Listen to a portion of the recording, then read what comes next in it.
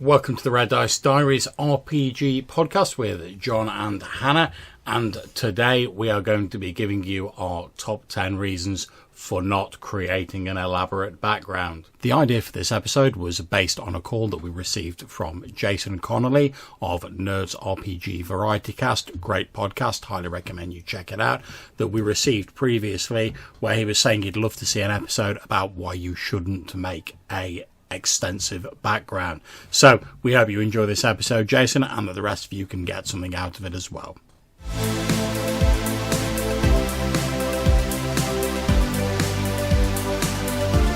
Okay, so Hannah, why don't you kick us off with the first reason for not doing an elaborate background? So, you're not the best writer.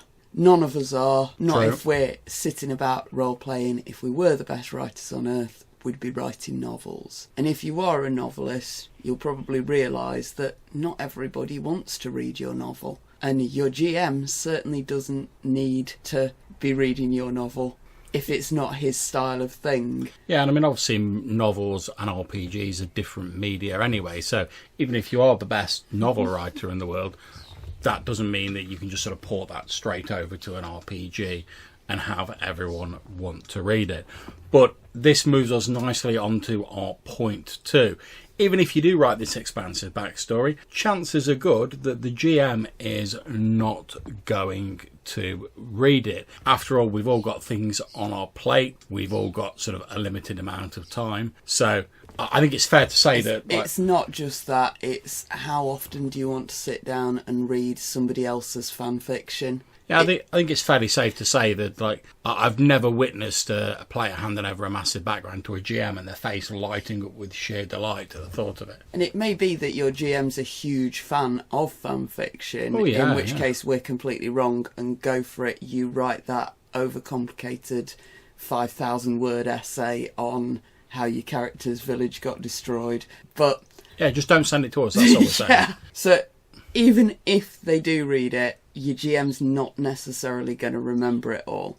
Yeah, I mean, I think you're absolutely right there, love. I mean, obviously to the player, if they've put the effort into creating this, it's very important to them. But to the GM, it's just one part of, like, the game they've got to do. And that's not even taking into account, like, real life stuff and other bits and pieces all clamouring for their attention. So what are the chances that the GM's going to remember that on page 2 of your, like, 50 chapter mega background, it mentioned that your dad's favourite colour was blue or whatever, and that's just not going to stay in there. They're probably just going to skim through it and remember the main points anyway. So, and even if the GM, in some magical fantasy realm, even if the GM did have time to read your background and they could remember it all, this moves us on to point 4. They're not going to be able to use it all anyway. A lot of these massive backgrounds isn't relevant to the game anyway, especially if they took place long ago. So let's use an analogy for this. So let's look at the first, in the classic trilogy, Star Wars film. Mm-hmm. When you first see Luke Skywalker, he's just living with his aunt and uncle on a poor sort of moisture farm. You know that he's an orphan. You don't get all of his whole massive backstory in one go. You just get the bits you need to know. And it turned out that the massive backstory of his family was kind of dull and uninteresting and didn't really inform the plot of the rest of the story anyway. Yeah, because the thing is, we're not interested about what happened like 5 years before the game started, unless it's relevant to the game. We're interested in the stuff that's happening now. So much with the story of Luke Skywalker, we're interested on him becoming a rebellion pilot and getting trained by Obi-Wan Kenobi and helping to overthrow the Empire and free the Ewoks. Well, maybe not so much the Ewoks, but you know what I mean. We're not interested in the fact that his first 8 years of life were spent just like cleaning crappy like droids on Tatooine, or precisely how he came to Tatooine. That wasn't relevant to the story they were trying to tell in that film. And 99% of what you put in your massive magnum opus of a background will not be relevant to what's going to happen in the game. So, point number 5. Yeah. Just to be clear, we're not saying don't do a background at all. Oh, no, definitely not. We're saying use bullet points instead.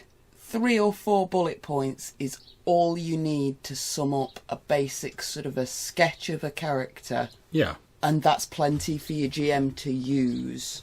Yeah, and when you do these bullet points, focus on the stuff that you think is going to be relevant to your campaign setting.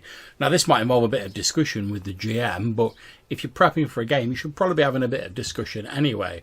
So, for instance, if your GM says, oh, we're going to be playing a game where the whole country's been overrun by evil orcs, and you've got in your background as a bullet point, oh, my uncle was killed by orcs and I was made an orphan because they killed my parents, then that's relevant because that'll colour how your character deals with this orcs in this situation. Whereas if you've got that same, my parents were killed by orcs, but the whole game's taking place in like a sort of magical fey forest, it's probably not quite as relevant. So you need to have a bit of to and fro with the GM to work out what in this backstory that you're imagining is going to be relevant to the game, and then put it down in quick, sort of easy to reference bullet points. And this brings us on to point number 6.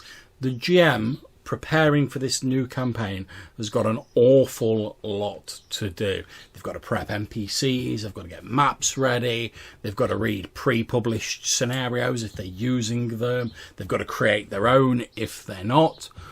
What they've not got time to do is for 4 or 5 players to each slap down some sort of War and Peace style fantasy novel on their desk and then digest and memorise all of that. They will be concentrating on what they need to run the game, as I was just saying.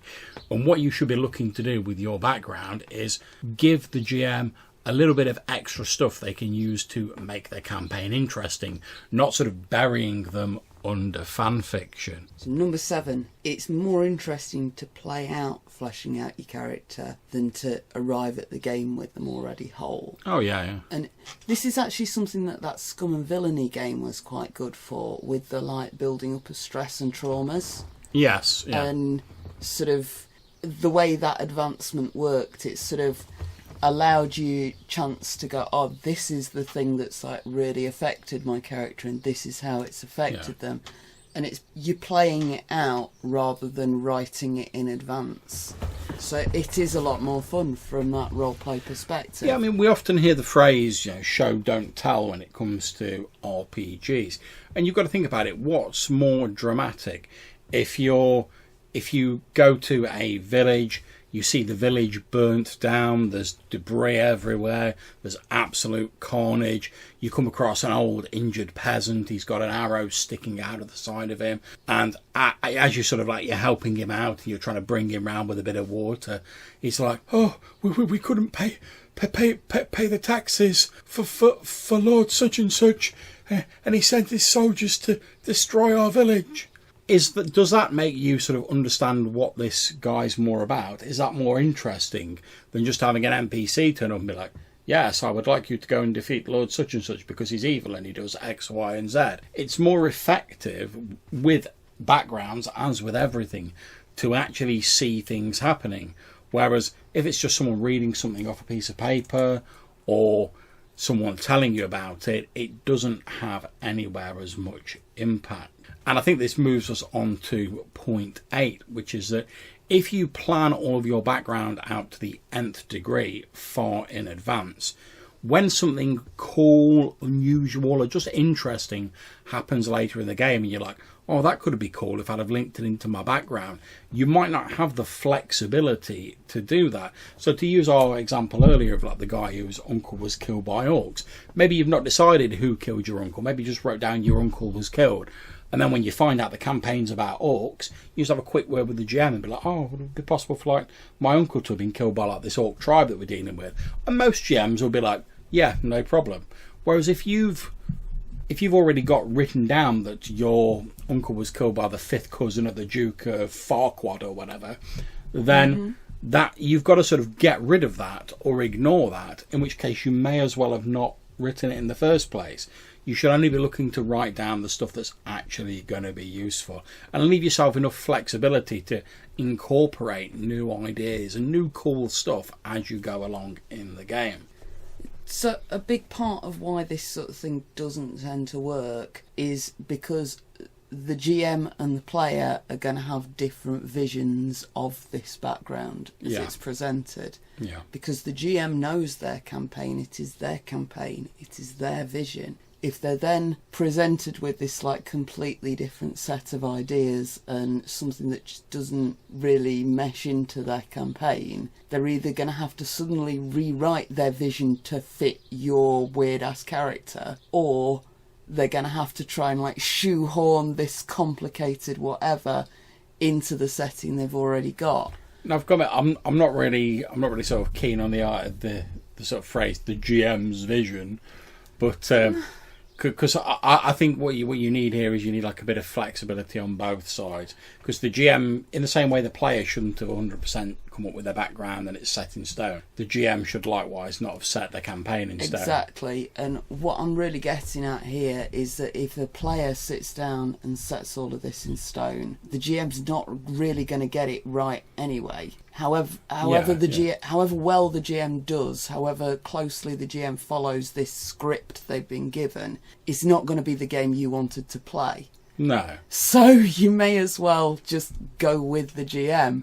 That's part of what being a good player is. Well, like I said, I mean, I think personally, as I said, a degree of flexibility is needed on both sides. So you would expect, if you were like a player, for the GM to be able to like flex the campaign to incorporate some of your ideas. Absolutely. But by the same token, you're absolutely right, love, is that you should, if you want those ideas included, you shouldn't be making it more difficult for the GM to include those ideas. So like we said, when you're talking to the GM, there's a little bit of give and take there. But let's move on to Number 9. Number 9. So, most fantasy characters begin as a collection of well-worn archetypes, which are really useful shorthand. Oh, yeah. But if you make one of these like super special, unique characters, when we were doing the notes for this, I was talking about the Gnome Thief Mage Assassin. However interesting that character is to you, it's not going to be as interesting to the other characters. And if you come in with something that's too complicated right at the start, and the other characters have got to sit down and listen to like all these explanations of why your character's whatever, and what happens is effectively you're commandeering the game for your own character, and it's just not as fun for everyone else. No, I mean, role-playing's a group activity after all. And I think it's that sort of apocryphal story, isn't it, in like role-playing, when, in like the Drizzt books first came out, and like every other person wanted to play like a good drow ranger who like somehow wasn't as evil as all the other drow. And I'm sure that's apocryphal, and it possibly wasn't as widespread as it seemed. But it's that sort of thing where you are never going to... And I'm not saying you shouldn't strive to come up with a character who's a bit different, because you certainly should. But you're never going to come up with something that is truly unique and has never been seen before. Because we're talking about a fantasy game of elves, hobbits and dwarves. It's also about allowing that difference to develop in-game. If you start out the game as your basic dwarf fighter, and then you go and seduce the Ice Queen and get some ice magic, and then you go off and get involved in something where you get duplicated, and now you're playing the twin of your original character, and I'm trying to think of other cool twists from stuff that we've done, that character develops over time, and suddenly you've got this like ice dwarf with bat wings who's actually the clone of the original character, but it doesn't matter too much. It is a weird Gnome Thief Mage Assassin super special character, but because it's developed over time, you've earned that. Yeah, it's not just assumed from the start. And that comes right back to what we were saying early on, where it's far more interesting to see backgrounds develop in play than it is to simply be given them on a piece of paper at the start. I mean, take things like the Batman films, and any superhero film. The reason they always do a superhero origin as the first one, which is becoming a little bit tired by now, I'll admit, but the reason they always do these superhero origins is because it's more interesting to see them becoming the superhero than it is once they're actually the superhero. I mean, let's take Spider-Man as a random example. You've got the whole thing, his Uncle Ben dies, with great power comes great responsibility. he learns that lesson, he puts on the suit, he becomes Spider-Man. That's all very interesting, and it's been done a number of different ways. Obviously, you've got Batman as well, with his parents getting killed. But once they actually put on the suits, they just use X different powers to beat up criminals and stop even more ridiculous bad guys. But it's how they become the superhero and what their motivation is that's interesting. And that's why, typically in any sort of superhero franchise, in the first film, or the first comic or whatever, you always see their origin, so you get to see them develop and become the superhero in play, as it were, rather than someone just going, oh yes, I was bit by a radioactive spider and now I'm Spider-Man. Okay, so let's move on to our final point, point 10. The time you spend on writing this massive background could be better spent elsewhere. And that could be thinking of ways to make the game more enjoyable. It could be revising your character sheet, checking you know all the abilities that your characters got, chatting with some of the other PCs, asking the GM a few questions about the campaign world to get more of an idea of what's going on. Even writing down your bullet point background. There's numerous different things you could be doing that would far better serve the game than sitting down writing an amateur fantasy novel, which then isn't going to get read by anybody. And you're going to be disappointed because it's not been read and it's not being used. The GM's going to feel a bit bad because he's not used your material, but he can't because he's not going to remember it and he's not got time and stuff like that. And basically no one wins. And meanwhile, the other players are all getting a little bit annoyed because you're taking up so much game time. Yeah, and basically no one wins in this scenario. So what we're trying to say is... We're not saying don't go and write yourself a fantastic fan fiction about your RPG character. We're not saying don't go and put that fan fiction on a fan fiction website. Yeah, if you We're saying enjoy don't doing that, expect your GM to be able to make use of your fan fiction about your character. yeah, if you want to write some fan fiction, fill your boots, enjoy yourself, that's not a problem. But don't expect that it's going to give you any more time in the spotlight as a character than any of the other characters are going to get in the game, because it's a group activity. And don't expect that the GM is going to be as enamoured of this background, this fan fiction, as you are, nor that they're going to be able to use all of it.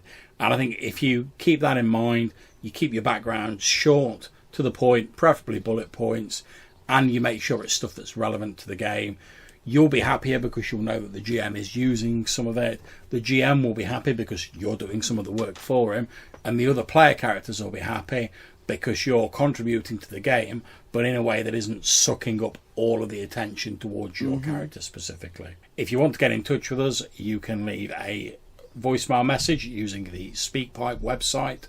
There's going to be a link in this show description, or you can leave us an email. The address is rddrpgpodcast@gmail.com.